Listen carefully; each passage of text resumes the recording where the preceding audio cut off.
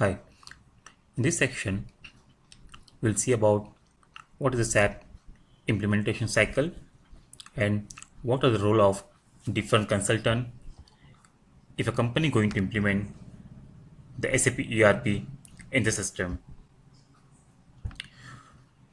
Any SAP implementation is divided into different phases. Like here we can see the first phase we can divide as the project preparation. Second is like business blueprint, then realization and testing, final preparation, go live and support, and improvement. So we'll see one by one in detail. Project preparation.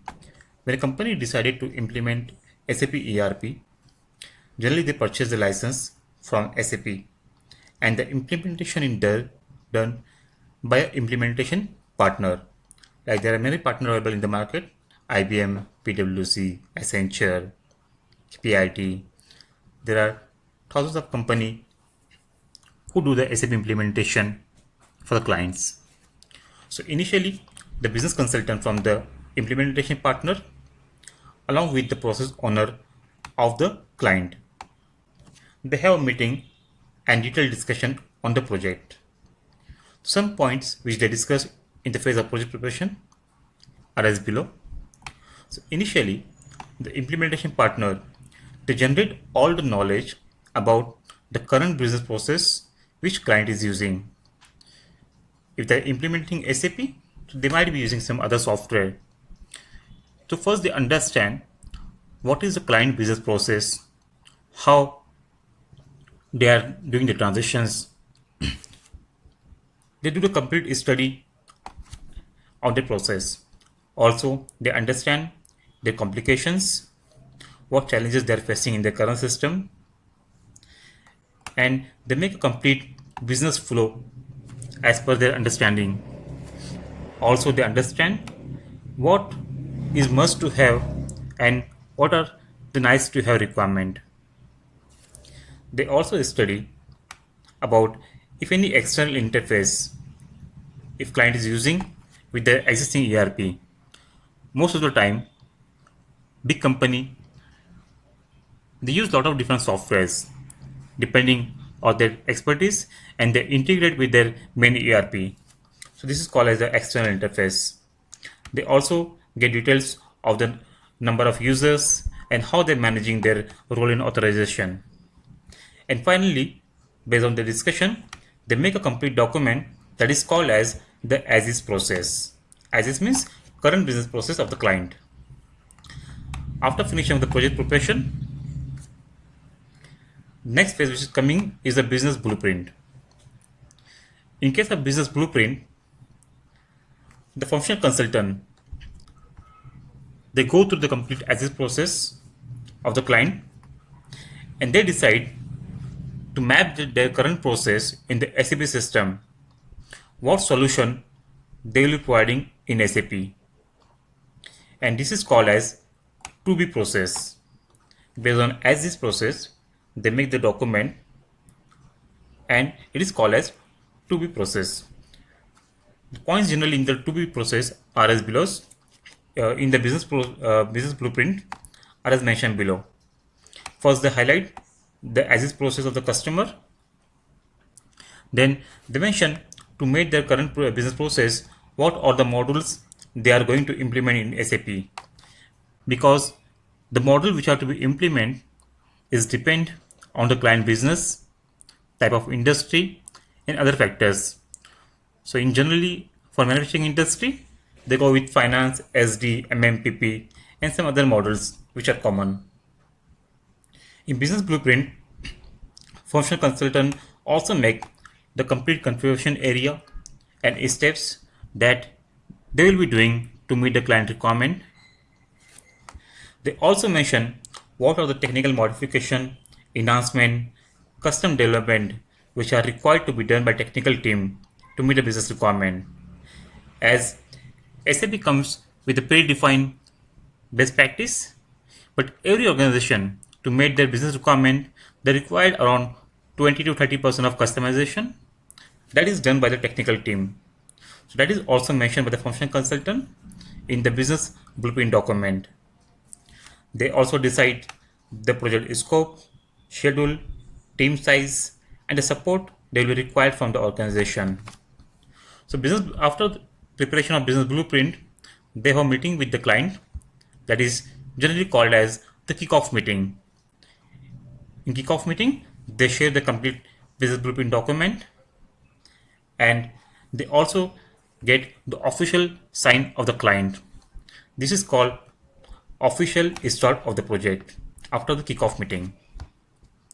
Once the kickoff meeting is done and both the implementation partner and the client they agree on the terms and condition which are mentioned in the business blueprint, then the next phase which comes is the realization and the testing. Now here in this phase, the actual role of all the consultants comes into picture. So it starts with the basis consultant. Like when you purchase the SAP software, the basis team first they have to install the SAP system in the development server. They also set up a system landscape, which is generally called as the development, quality, and production.